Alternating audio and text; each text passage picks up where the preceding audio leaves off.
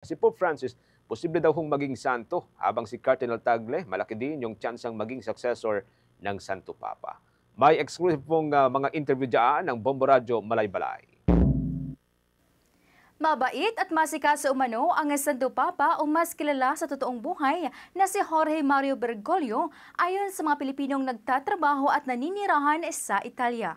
Sa naging panayam ng Bombo Radyo Malaybalay kay Edward Diaz, Bombo International News Correspondent sa Italy, na medyo manas na umano ang Santo Papa nang ito ipinasok na sa ospital.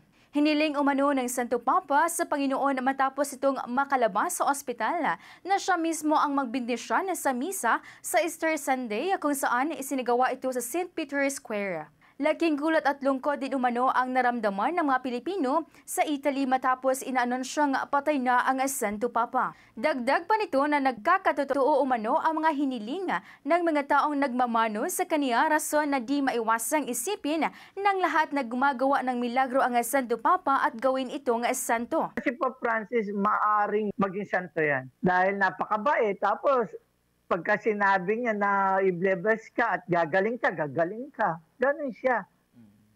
Napakabait niya. Saka hindi siya suplado yung lahat kinakawayan niya. Tapos pagka hawakan niya yung mga bata, kahit sino.